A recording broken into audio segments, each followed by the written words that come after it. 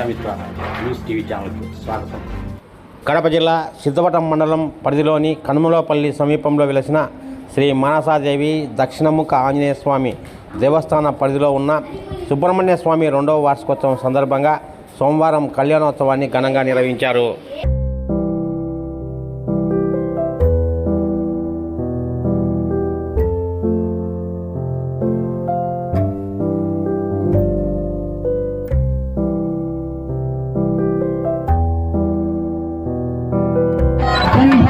शंकर हर जन्नत महाराज के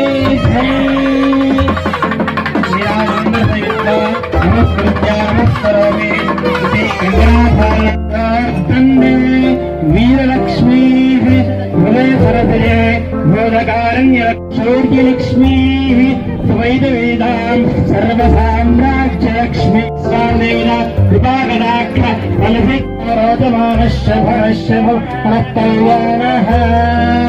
शीघ्रमेव श्रीमल्ली देवसेवकमेन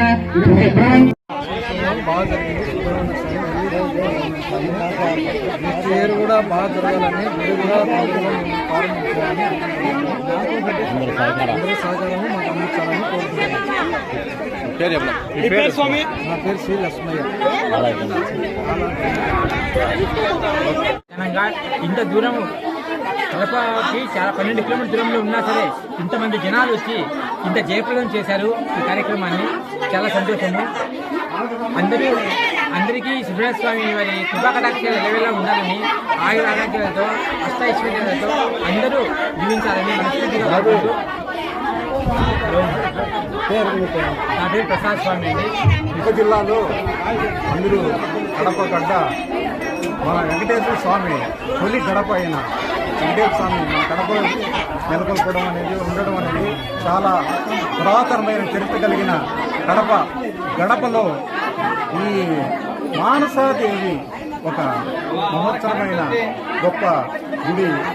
ఆ గుడి ప్రెసిడెంట్గా లక్ష్మయ్య గారు, తర్వాత ప్రసాద్ స్వామి. ముఖ్యంగా నేను ఈ ప్రెస్ మీట్ దీని ద్వారా మీకు చెప్పడం అంటే ఈ గుడికి ఇంత వైభవం రావడానికి కారణం ప్రసాద్ స్వామి. ఈ ప్రసాద్ స్వామి ఇక్కడికి వచ్చిన భక్తులందరూ ఆయన యొక్క శిష్య బృందం వాళ్ళే పూర్తిగా కంప్లీట్గా. ఇంత దూరం ఏదైనా వేరే గుడికి ఇంత దూరం వచ్చేవాళ్ళు ఎవరైనా మీరు చూసి ఉండరు. అది ఒక అతిశక్తిగా చెప్తున్నాను, అనుకోవద్దండి. కానీ ఈ గుడి ప్రాముఖ్యత పెరగడానికి కారణం ప్రసాద్ స్వామి దీనికి ముఖ్య కారణం. దీంట్లో నాకు శ్రీ సుబ్రహ్మణ్య స్వామి కళ్యాణ అవకాశం కల్పించారు ప్రసాద్ స్వామికి, ఆ ప్రసాద్ భక్త బృందం తరఫున వాళ్ళందరికీ ధన్యవాదాలు. నాకు ఈ కళ్యాణం చేయించడానికి కారణం కూడా ఏంటంటే నా పిల్లలు 2 ఇంజనీరింగ్ చదువుతున్నారు, మంచి ఉద్యోగంలో స్థిరపడినారు. దాని దృష్టిలో ఉంచుకొని బాగా అభివృద్ధి చెందాలని నేను అమ్మవారిని కోరుకున్నాను. దాని ఫలితంగా నాకు అభివృద్ధి జరిగి ఆనందమైన కుటుంబం అనుభవిస్తున్నాను అమ్మవారి దయవల్ల, మానసా దయవల్ల. అందువల్ల నేను ఈ కళ్యాణం చేయించడానికి నేను ముక్కుబడిలాగా ఈ కళ్యాణం చేయిస్తున్నాను. చాలా సంతోషిస్తున్నాను. మీ పేరు చెప్పండి. నా పేరు ఏవి సుబ్రాజు, లఘుచిత్ర దర్శకుని, టీవీ డైరెక్టర్ని. ఒక కొండ వాతావరణం, మూలికల వాతావరణం, చెట్లు, ఆ మంచి గాలి, ఆ వాతావరణం అంటే సనాతన ధర్మంలో, మన హైందవ ధర్మంలో ఇలాంటి వాతావరణంలో టెంపుల్స్ నెలకొల్పడం అనేది ఒక భాగమైనటువంటి మనకు భారతదేశంలో చాలా కనిపిస్తాయి. ఇలాంటి వాతావరణం రావడం వల్ల మన పిల్లల్ని తీసుకురావడం వల్ల వాళ్ళలో ఉన్నటువంటి ఇమ్యూనిటీని పెంచడానికి కూడా కారణమవుతుంది.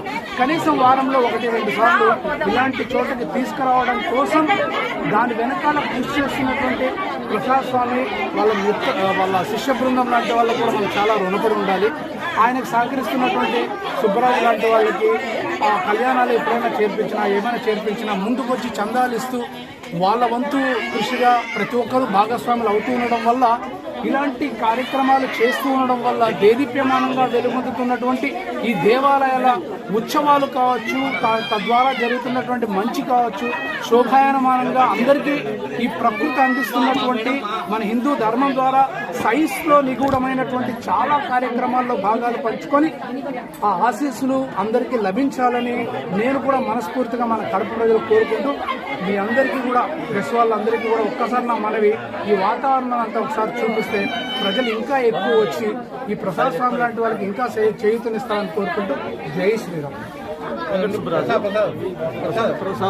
ప్రసాద్ స్వామి ఇన్విటేషన్ వల్ల, సుబ్బరాజు గారి ఇన్విటేషన్ వల్ల నేను ఇంత గొప్పగా ఇక్కడ జరుగుతుందని యాక్చువల్గా ఎక్స్పెక్ట్ చేయలేదు. సో ఈ కళ్యాణ మహోత్సవంలో బాగా పంచుకోవడం నిజంగా నా అదృష్టంగా భావిస్తున్నాను. ఇంత జనం వచ్చారంటే నిజంగా వెరీ సర్ప్రైజ్ అనమాట. ఏదో సింపుల్గా ఉంటుంది. తిరుపతి వాసులు నేను తిరుపతి నుండే వచ్చాను. ప్రసాద్ స్వామి సుబ్బరాజు గారు ఇన్వైట్ చేయడం వల్ల నేను సాధారణంగా ఉంటుందనుకున్నాను. ఇంత జనం వచ్చి ఇంత గ్రాండ్గా జరుగుతుందని ఎక్స్పెక్ట్ చేయలేదు. రియల్లీ ప్రసాద్ స్వామికి గ్రేట్ ఆయనకి అందరికీ అందరూ ఆయనకు సరిగా కోఆపరేట్ చేస్తే ఈ టెంపుల్ ఇంకా కూడా బ్రహ్మాండంగా డెవలప్ అవుతుంది.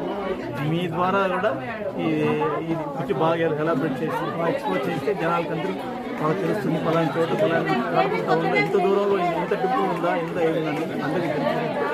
మీరు చేస్తున్నారు.